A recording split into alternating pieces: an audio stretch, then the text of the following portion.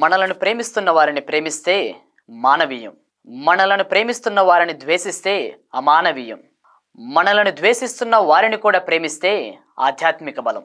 క్రైస్తవులకు కావలసినది ఇటువంటి ఆధ్యాత్మిక బలమే ప్రియ సహోదరి సహోదరులారా.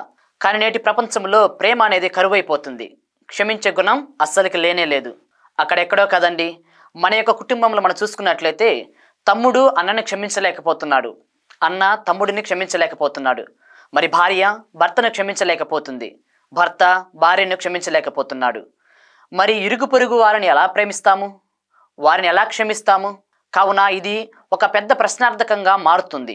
ఇదిగో నీలో నాలో అటువంటి నిజమైన ప్రేమ లేకపోతే మనకి క్షమించే గుణం లేదు అని చెప్పడంలో ఎటువంటి అతిశయోక్తి లేదు. ప్రియులారా, నేటి సువార్త పట్టణాలు అన్నీ కూడా ఈ వైఖరికి అతీతంగా ఉంది. మత్తయి సువార్త 5వ అధ్యాయము 43వ వచనంలో నీ శత్రువులను ప్రేమింపమని, నిన్ను హింసించు వారి కోసం ప్రార్థన చేయమని ప్రభు పలుకుచున్నాడు. క్రైస్తవ్యం అంటే శత్రువులను ప్రేమించాలి, వారి కోసం ప్రార్థన చేయాలి, అలాగే శపించే వారిని ఆశీర్వదించాలి. కానీ మనమేం చేస్తాము?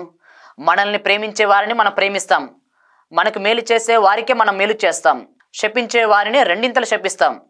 క్రైస్తవం అంటే ఇది కాదు ప్రియ సహోదరి సహోదరులారా. ఒక క్రైస్తవుడిగా, ఒక క్రైస్తవురాలుగా జీవించాలంటే ప్రతిరోజు అనేక శ్రమలను, అనేక సవాళ్ళను ఎదుర్కోవాలి. అయినప్పటికీ మన ఇరుగు పొరుగు వారిని మనం ప్రేమించాలి, వారిని ఖండించకూడదు.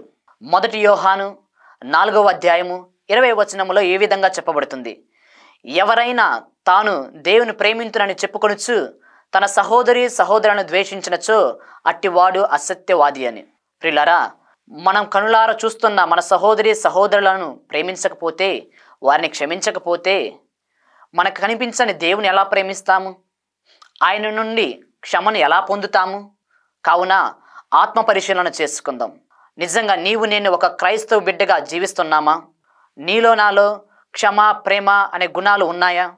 ఒకవేళ లేకపోతే మారు మనస్సు పొందుదాం, మన శత్రువులను ప్రేమిద్దాం, మనల్ని హింసించు వారి కోసం ప్రార్థన చేద్దాం. ఆమెన్.